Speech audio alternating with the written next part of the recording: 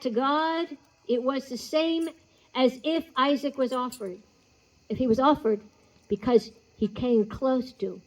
But Yitzhak escaped, because only Yahshua HaRakelseh is the one who is the worthy lamb. Ra'u Haseh Yahshua Pesach. Ra'u Haseh. You will say this for all eternity, because all eternity you will speak in his kingdom, the eternal Hebrew tongue. Ra'u Haseh Rachel Yahshua. That's what you will say. And you will cast any good deed that you've ever done your whole life at the feet of this one. And you won't want to hold on to it when you see him for who he really is. You won't say what a big deal you are with your garments and your spangled, all your ornaments. No, no, no. You only have that as a sign to Yeshua to put at his feet. That you obeyed him in your very vaporous short life. Because to that one that we're talking about, when he says, enter ye in at the straight and the narrow gate. We had to go through a lot of gates.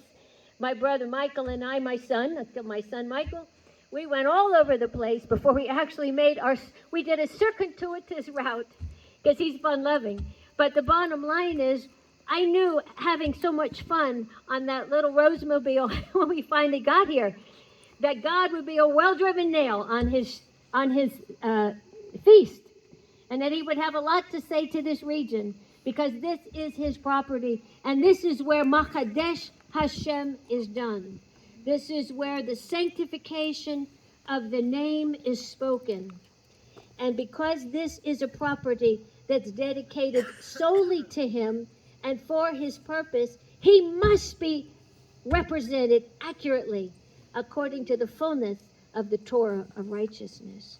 Because on that day, and it's not so far off, at the very, very end of the millennium, when he sits on David's throne and all of Israel is saved because he has sent the deliverer out of Zion, it says that all the nations, millions and millions and millions of ransomed, will come and find a Jew and see the tzitzit that he's wearing and say, I've got to hold on to this covenant, tzitzit covenant, for surely you know God and you will teach me and show me his ways.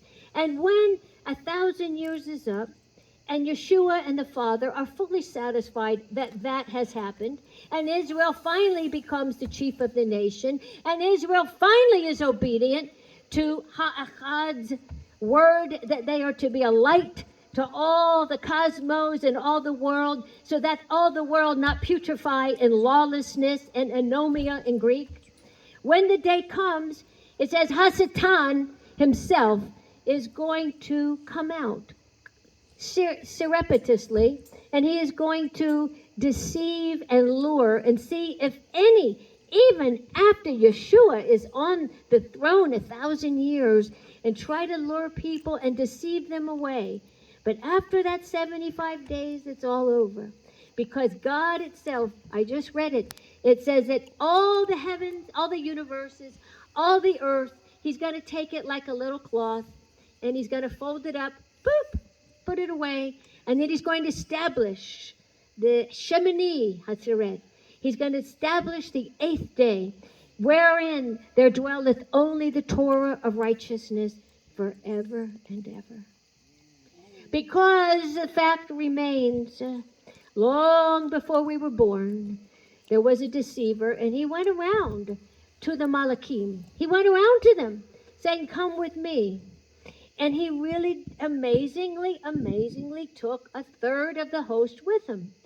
So amazingly, through that deception, God, because he's so free will, and the fact remains that even in the millennium, when righteousness will go forth from Zion and the word of the Lord from Jerusalem, it says that they have, when you think about Yeshua on David's throne and he has a rod of iron and the Torah is going forth and people are learning of God and people are obedient, that somehow, some way, there are those that still will want to disobey and not honor the true and the living God.